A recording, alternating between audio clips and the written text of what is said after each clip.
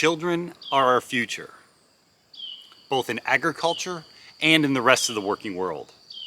So that's why this week we have taken an extra close look at all of the ways that our farm youth are being supported and educated. This is episode 9 of AGDAILY's New Ground.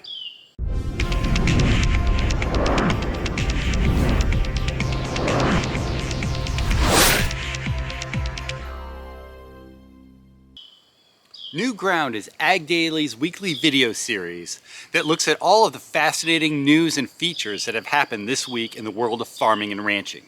My name is Ryan Tips, I'm the editor of AGDAILY, and if you like what you see here today, please hit that subscribe or like button below. We don't want you to miss a thing. Let's dive right into this week's news. We talk so much on AGDAILY about finding new ways to engage with our agricultural youth. And this weekend has highlighted several examples of how that's actually happening. So much has been discussed on the site that we want to go by bit and take a look at what's happened. First off, Discover Dairy's Adopt a Cow program, which impacted more than 1.6 million students worldwide last year, is back again for 2021. In this program, classrooms get to watch a baby calf grow right in front of their eyes throughout the school year. Plus, the students participate in exciting activities featuring both the calves and the dairy farmers who manage the operation. If you want to enroll in this program, enrollment opens for classrooms beginning August 1st. Sticking in schools, the Build Your Base with Beef Sports Nutrition program, which of course uses beef as its premier protein, has had lots of success with young athletes.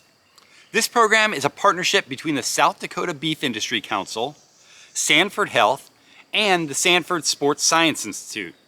The program has a lot of high-profile U.S. track and field athletes in its corner as well. And I gotta say, if you really want to connect with kids, video games are a great way to go about it. Here are 2 examples. Minecraft is literally one of the most popular games ever made, and 2 organizations are tapping into the Minecraft universe with farm-centric video games. The first one is Farmcraft from John Deere, which highlights the amazing world of modern farming and shows how machines, processes, and management all play roles in today's food production. The second is Dairycraft from Dairy Farmers of Ontario, which educates kids about dairy in a fun, interactive way. These exciting innovations have me eager to see what these students learning today will do to impact the food system of tomorrow.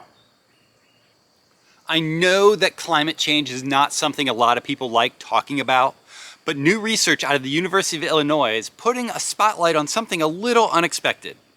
While U.S. corn and soybean varieties have become increasingly heat and drought resistant as agricultural production adapts to changing climate, the focus on developing these crops for extreme conditions has actually negatively affected performance under normal weather patterns. The findings include the idea that if we have more extreme weather, then crops will continue to do well.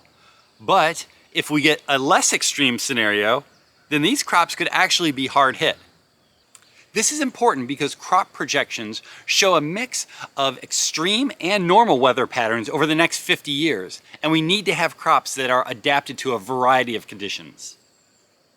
We had a big spotlight feature story this past week that I want to talk about, namely an interview with 4th-generation farmer and NFL linebacker Avery Williamson, who grew up in 4-H and now is partnering with the organization to give back to today's youth. Williamson hosted a young 4-H member at his Tennessee farm and walked her through a day in his life. And now that COVID restrictions have started to ease up, he hopes to do more and more of this kind of thing. Williamson also recently served as an honorary judge during a dolphin tank event, which is a Shark Tank style contest at the National 4-H Youth Summit on Agriscience. Athletes have a huge platform on which to promote farming and ranching, so Williamson deserves a lot of credit for his work in trying to connect young people with our industry. What a week for our ag youth and for farm science. All of these articles that I just talked about can be found on AGDAILY, and we have a deepening video library on agdailytv.com that you really should check out. And of course, don't forget about our social channels. We would love to hear from you there. One last thing I want to say before I go is good luck to all of the athletes who are competing in this year's Summer Olympic Games. Stay safe, stay healthy, and kick some butt out there.